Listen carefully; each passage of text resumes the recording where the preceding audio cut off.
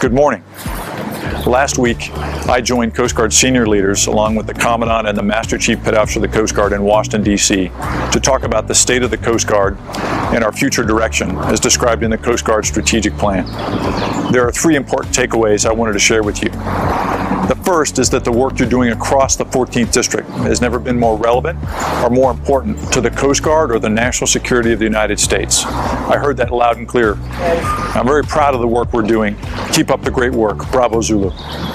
Second, readiness remains the top priority for the Commandant, building and sustaining our readiness across the force. Now that starts with every individual Coast Guard man and woman and your families. Your readiness is the cornerstone of unit readiness and force readiness.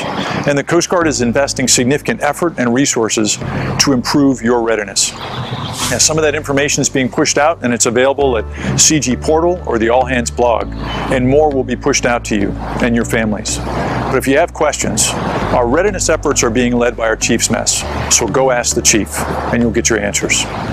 Third, this is the 25th anniversary of the capture of the Coast Guard's core values of honor, respect, and devotion to duty.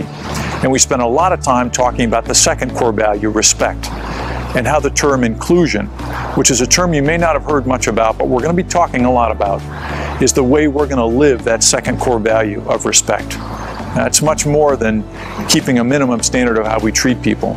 It's actually leaning forward and actively valuing every individual and their viewpoint, regardless of how senior they are in the organization or where they came from. Valuing every individual is how we live respect as a core value. And so we're going to be talking a lot more about that in the coming months. So again, thank you for the continued service across the district. I'm very proud to be your commander and serve with you.